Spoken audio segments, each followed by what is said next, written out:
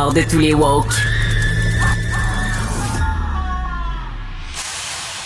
Je veux revenir sur le scandale de Saclic et les révélations là, du rapport qui a été déposé par Maître Galland, parce qu'on se rend compte que personne, finalement, qui a suivi l'argent, qui a suivi ce qui se passait avec l'argent, là. L'argent que nous gagnons à la sueur de notre front, qu'on envoie au gouvernement en disant ils vont bien gérer cet argent-là, ils vont gérer de façon responsable. Finalement, non, il n'y a personne qui regardait comme faux ce qu'on faisait avec l'argent. On va en parler avec Rémi Nadeau, chef du bureau parlementaire au Journal de Québec, Journal de Montréal, qui a écrit un excellent texte d'ailleurs sur le scandale de Saclic. Salut Rémi. Bonjour Richard. J'aimerais te faire réagir. Premièrement, j'ai demandé à plusieurs de mes invités aujourd'hui de réagir à cette citation de Mme Christine Fréchette. On écoute ça. Finance publique. C'est dans l'ADN de la CAQ de gérer rigoureusement l'argent des Québécois. C'est dans l'ADN de la CAQ de gérer rigoureusement l'argent des Québécois. Qu'est-ce que tu en penses? Ben, ça n'a pas paru dans le cadre du projet Saclic, c'est le moins qu'on puisse dire. Écoute, c'est ça moi aussi que j'ai trouvé remarquable là, des conclusions du rapport Galland. C'est qu'on comprend là, qu'il y avait une crise lorsque le Saclic a été lancé oui. Au début de l'année 2023. C'était le bordel, mais ça, je veux dire, c'est un des éléments aussi qui font en sorte qu'on appelle ça le fiasco Saclic. Là. C'est non seulement ça coûte beaucoup plus cher que prévu, mais ça ne fonctionnait pas. Et à ce moment-là, les gens faisaient la file dehors, c'était épouvantable, ils ne pouvaient pas avoir de service, c'était le chaos. Puis ça faisait très mal politiquement à la CAQ. Tu sais, la CAQ qui a toujours voulu se présenter proche du vrai monde, là, terre à terre, oui. On s'occupe des familles. Bon. Alors ça faisait très mal. Ils avaient l'air déconnectés, ils avaient l'air pas capables de donner des services et de s'en foutre par surcroît parce que ça a pris du temps. Et puis là, et c'est vrai que là, c'est les gens de la SAC qui ont été vraiment mauvais là, dans le déploiement, puis dans le bon. Et c'est Geneviève Guilbeault qui a pris le taureau par les cornes pour que vraiment on rétablisse le service. C'est ça, il faut lui donner.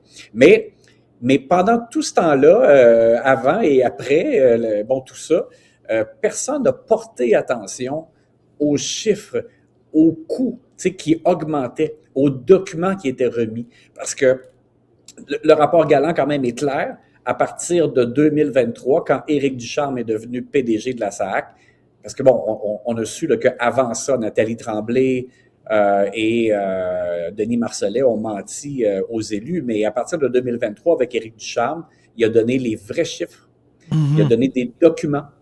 Et là, donc, autant, par exemple, Geneviève Guilbeault que des membres de son équipe, que des membres du cabinet du PM ont reçu des documents.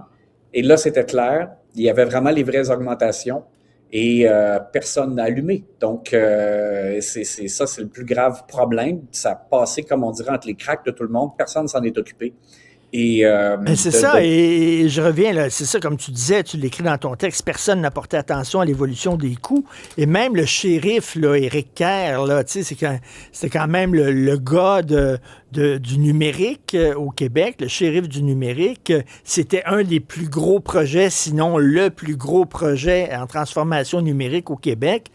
Il n'avait pas l'air, ce que dit le rapport, il n'avait pas l'air d'être intéressé plus que ça à suivre l'évolution des coûts. Ça avait l'air de passer par-dessus la tête.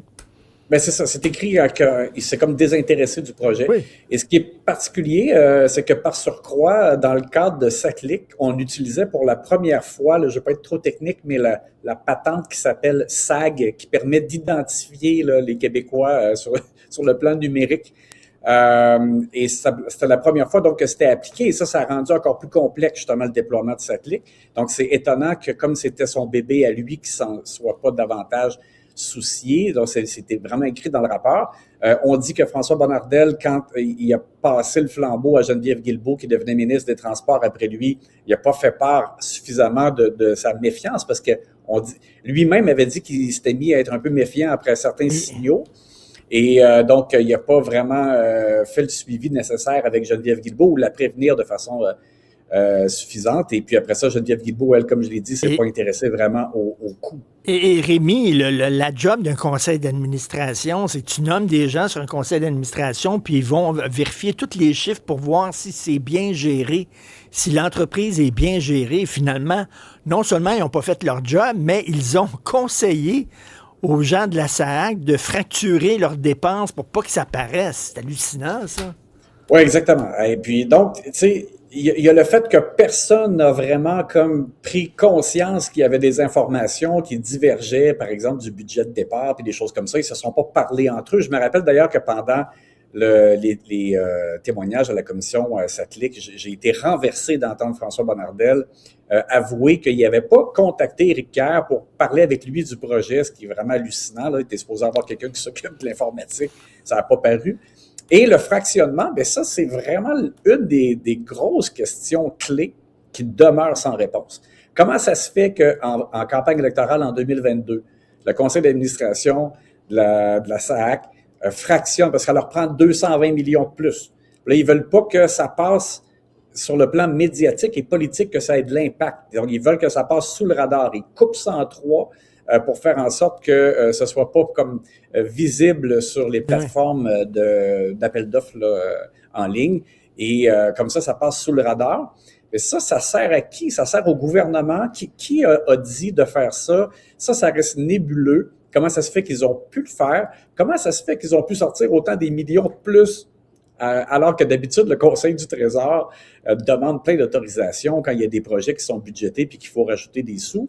Ça passe pas comme une lettre à la poste. Donc, comment ça se fait que là, ça a été un bar ouvert? Et aujourd'hui, mon chef des régies a vraiment eu une très bonne question en chambre au Salon Rouge parce qu'il a dit qui a fait le fractionnement? Puis là, le gouvernement a dit ben là, c'est le conseil d'administration de la SAAC, c'est pas nous autres. Puis à ce moment-là, il a dit mais si les sociétés d'État peuvent, parce qu'ils ont besoin de millions supplémentaires, patenter ça comme ils veulent et passer ça sous le radar, vous servez à quoi? Et vraiment, là, c'est la question qui tue. Parce que comment ça se fait qu'il n'y ait pas d'imputabilité? Comment ça se fait qu'il n'y a pas de contrôle? C'est vraiment, là, Alors, on a vraiment senti qu'à ce moment-là, c'était on ferme les yeux, il faut que ça marche, posez pas trop de questions, envoyez. Puis pendant ce temps-là, ben, les abuseurs expérimentés du numérique et de la SAAC, parce que la SAAC est habituée de se gouverner justement comme si c'était un gouvernement en soi, là, ben, ils ont fait ce qu'ils voulaient. Et en terminant, l'entreprise là, qui faisait cette plateforme-là, ils ont décidé à un moment donné, eux autres, de payer leurs employés qui étaient payés 85 de l'heure. Ils ont décidé de les payer 300 $ de l'heure et ça a été accepté. Comme ça, par la SAC. Ils n'ont eu aucun problème. OK, c'est correct. Maintenant, ça coûte 300 $ de l'heure. T'as boire, c'est notre argent, ça. Ben oui, ben c'est ce que je dis. Quand je parle d'abuseurs expérimentés, écoute, c'est ça, on est comme... Et j'ai écrit dans mon papier que le gouvernement était comme une victime consentante. C'est comme on est à genoux, régler nos problèmes, allez-y, ça coûtera ce que ça coûtera. Puis, ben, c'est ça. Ce sont nous, les payeurs de taxes, qui écopons. Écoutez, il s'est écrit beaucoup de choses, il s'est dit beaucoup de choses sur la SAC, mais lisez le texte de Rémi Nadeau là, aujourd'hui, justement, au Journal de Montréal, Journal de Québec. Là, il met ça en lumière et vous allez tout comprendre. C'est quand même assez hallucinant. Merci Rémi Nadeau. Bonne journée. C'est gentil à toi, Richard. Merci. Merci, salut.